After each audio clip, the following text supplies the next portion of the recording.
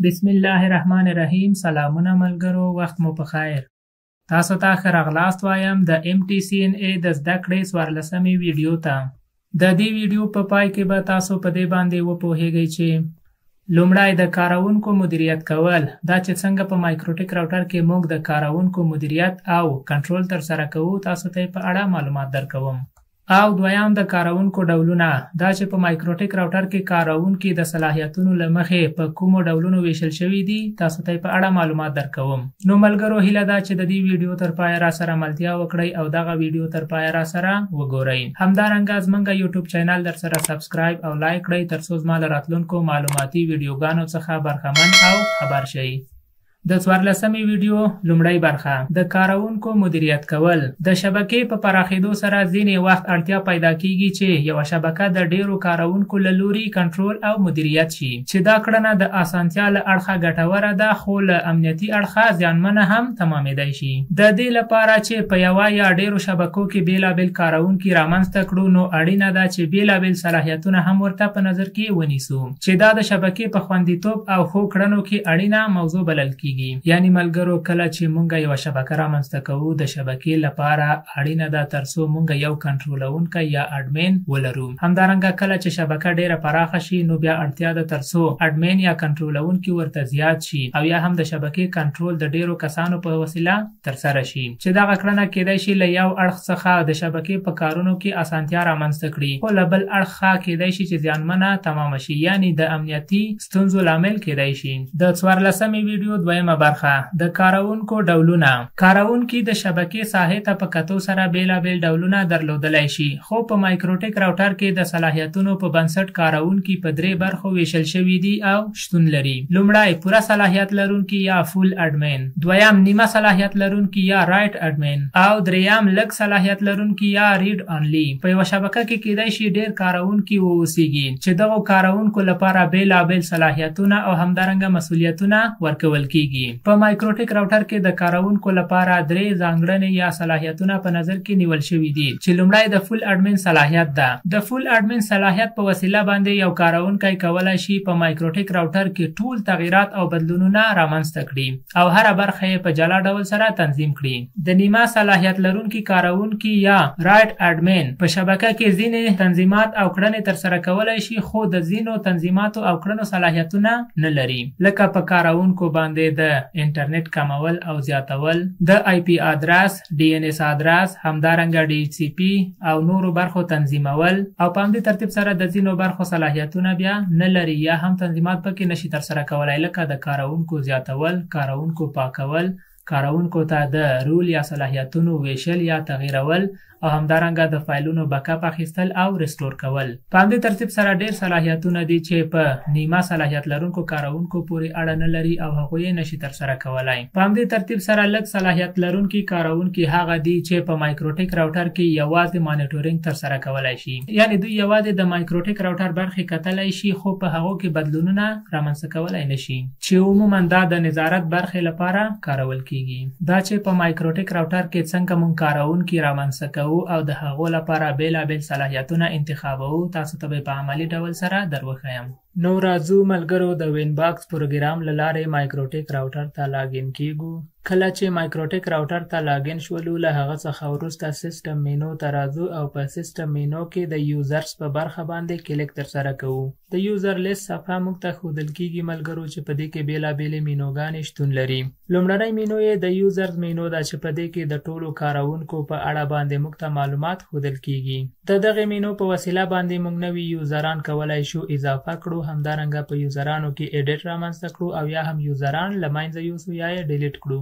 دویمه مینو د ګروپس مینو ده، چې په دې کې د یوزرانو لپاره صلاحیتونه تشریح شوي دي، یعنی په عمومي ډول سره په مایکروټیک راوټر کې 3 صلاحیتونه موجود دي د یوزرانو یا کارونکو لپاره، چې لومړی د فول صلاحیت ده. په فول صلاحیت کې یو یوزر کولی شي په مایکروټیک راوټر کې ټول بدلونونه او تنظیمات رامنځته کړي او په هغو کې کار ترسره کړي. د ریډ صلاحیت په وسیله باندې یو کاروونکی یوازې کولای شي چې د مایکروټیک راوټر تنظیمات او برخې وګوري او په هغو کې بدلونونه نشي رامنځته کولای. یعنی په دې برخه کې یوازې مانیټورینګ ترسره کیږي. د رایډ صلاحیت په وسیله باندې یو یوزر کولای شي چې په مایکروټیک راوټر کې د ځینو برخو تنظیمات او بدلونونه ترسره کړي، خو د ډیرو برخو تنظیمات او بدلونونه بیا نشي ترسره کولای.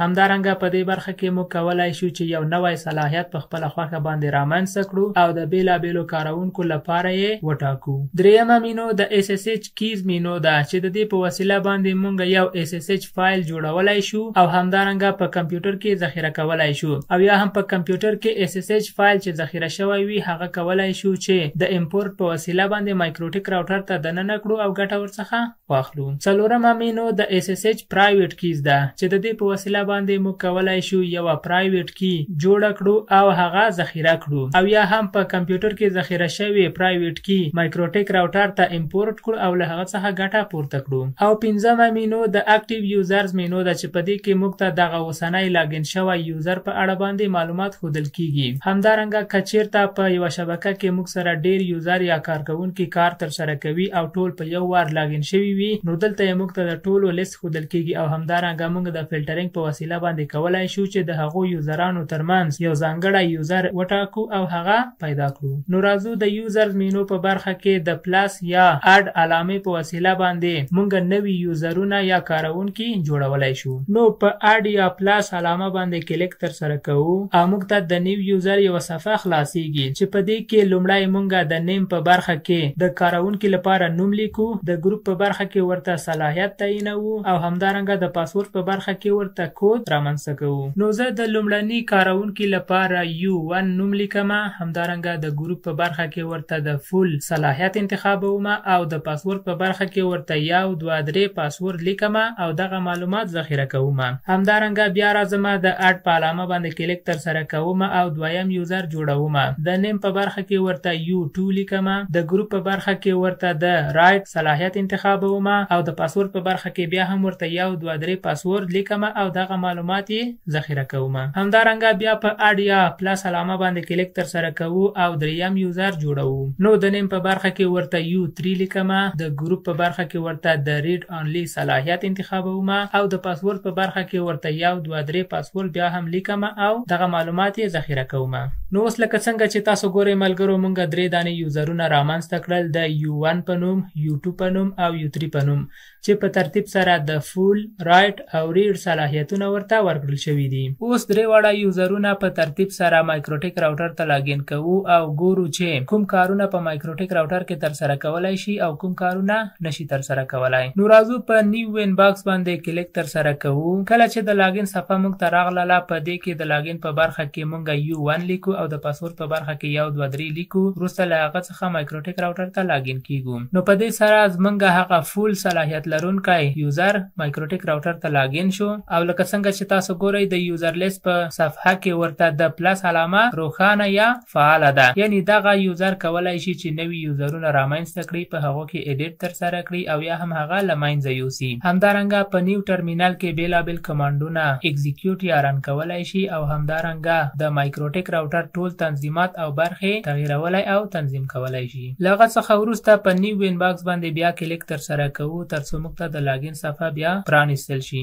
دا ځل د لاګین په برخه کې U2 لیکو او د پاسورډ په برخه کې 1 2 3 لیکو ترڅو د رایټ صلاحیت لرونکی یوزر مایکروټیک راوټر ته لاګین شي. او لکه څنګه چې ګورو د رایټ صلاحیت لرونکی یوزر لپاره د یوزر لیست صفحې په برخه کې د پلس علامه یا مثبت علامه غیر فعال شوې ده، یعنی د رایټ یوزر نشي کولای چې نوی یوزر جوړ کړي، په هغه کې ایډیټ رامنځته کړي یا هم هغه له منځه یوسي. په همدې ترتیب سره تاسو وګورئ چې د رایټ یوزر د نورو یوزرانو پاسورډ هم نشي تبدیلولای، یعنی که چیرته پاسورډ تغییریدل وغواړي نو دغه کړنه نشي ترسره کولای او ورته یو میسج وړاندې کیږي چې تاسو د دې صلاحیت نه لرئ. په همدې ترتیب سره د رایټ یوزر کولای شي له نیو ټرمینل مینو څخه کار واخلي، یعنی په CLI موډ کې کار ترسره کولای شي. خو البته یادونه باید وکړم چې ځینې کمانډونه ترسره کولای شي او د ځینو کمانډونو صلاحیت نه لري. له دې څخه وروسته راځو په نیو وین باکس باندې کلیک ترسره کوو او غواړو چې دریم یوزر چې د ریډ صلاحیت لري هغه مایکروټیک راوټر ته لاګین شي.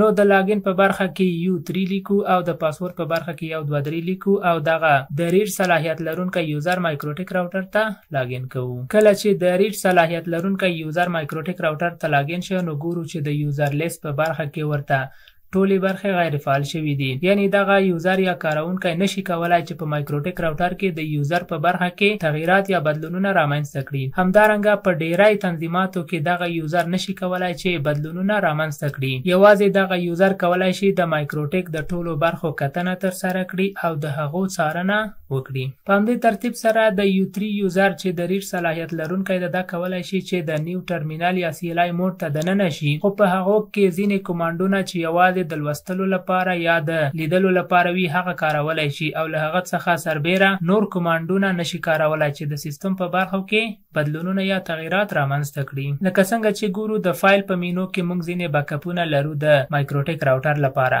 دغه بیکاپ که چیرته موږ غواړو چې ریسټور کړو نو تاسو وګورئ چې د U3 یوزر نشي کولای چې دغه بیکاپ ریسټور کړي او ورته یو میسج ورکوي چې تاسو د دې اجازه نه لرئ. همدارنګه د رایټ صلاحیت لرونکي یوزر هم نشي کولای چې د مایکروټیک راوټر بیکاپونه ریسټور او یا هم بیکاپ ترسره کړي. لکه څنګه چې تاسو ولیدل ملګرو موږ د فول، رایټ او ریډ لپاره بیلابیل یوزرونه جوړ کړل. په هغو کې مو د ځینو برخو صلاحیتونه چک کړل او تاسو ته مو وښودل. نو ملګرو دا ټول هغه معلومات و چې په 14مه ویډیو کې ما تاسو ته ځای پر ځای کړي و. هیله ده چې له دغو معلوماتو څخه مو ګټه پورته کړې وي او تر یو حده پورې ستاسو په علم کې زیاتوالی راغلی وي. له پاملرنې څخه مو مننه. هیله ده چې زما چینل در سره سبسکرایب او لایک کړئ ترڅو زما له راتلونکو نورو اړینو او معلوماتي ویډیوګانو څخه برخمن شئ. ملګرو دا هم زما د یوټیوب چینل لینک دی، یو ځلې ضرور زما یوټیوب چینل ته دننه شئ، زما ویډیوګانې در سره سبسکرایب او لایک کړئ او تر بلې ویډیو پورې چې زه ستاسو چوپړ ته حاضرېږم تاسو په لوی او بخښونکي خدای سپارم. السلام علیکم ورحمت الله وبرکاتو.